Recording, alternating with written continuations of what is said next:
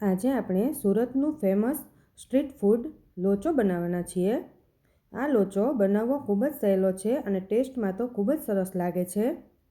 તો ચાલો કેવી રીતે બનાવવો એ જોઈ લઈએ। એના માટે 1 કપ ચણાની દાળ છે। ચણાની દાળને મેં 4 થી 5 કલાક પહેલાં પલાળી દીધી હતી।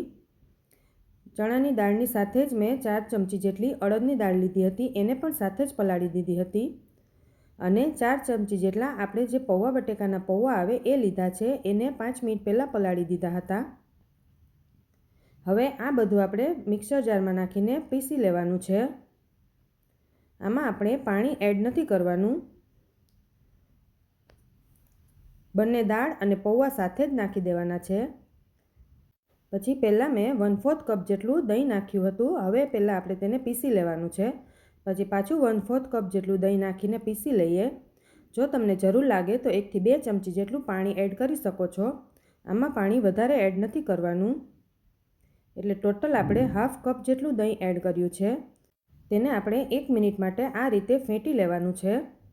પછી આપણે તેને ઢાંકીને 6 કલાક માટે મૂકી દેવાનું છે, જેથી આપણો આથો સરસ આવી જાય।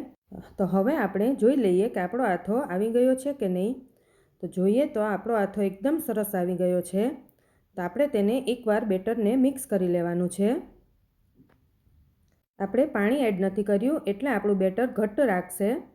પછી આપણે તેમાં મીઠું સ્વાદ પ્રમાણે એડ કરી દઈએ।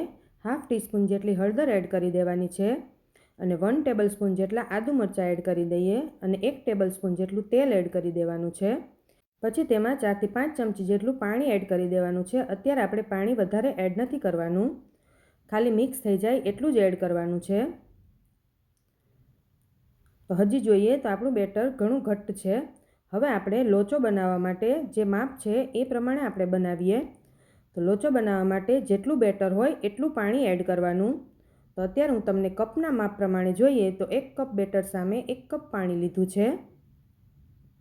આપણું બેટર સારી રીતે મિક્સ કરી દેવાનું છે।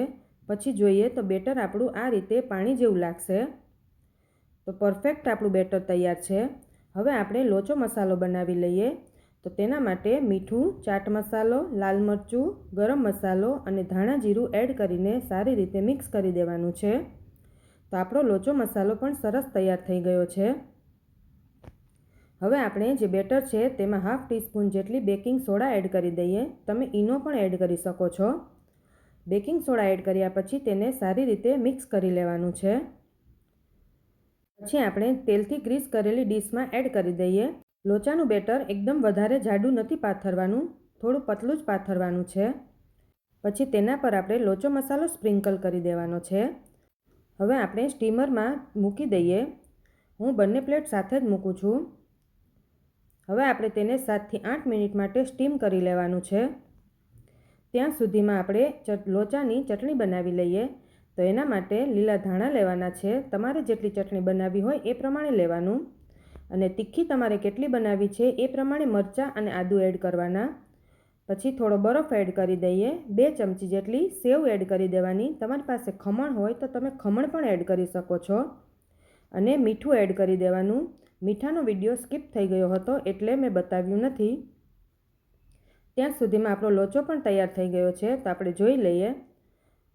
તો હવે આપણે લોચાને પ્લેટમાં લઈ લઈએ। લોચો ખાવામાં ખૂબ જ સરસ લાગે છે અને ગરમા ગરમ લોચો તો બહુ જ ટેસ્ટી લાગે છે। તેના ઉપર આપણે સિંગ તેલ એડ કરવાનું છે। આની સાથે સિંગ તેલ વધારે સારું લાગે છે। પછી થોડી ઝીણી સેવ એડ કરી દેવાની। તમે કાંદા ખાતા હોય તો તમે તેની ઉપર કાંદા પણ એડ કરી શકો છો। પછી જે ચટણી બનાવી હતી એ અને લોચો મસાલો સ્પ્રિંકલ કરી દેવાનો। તો તૈયાર થઈ ગયો છે આપણો ગરમા ગરમ લોચો।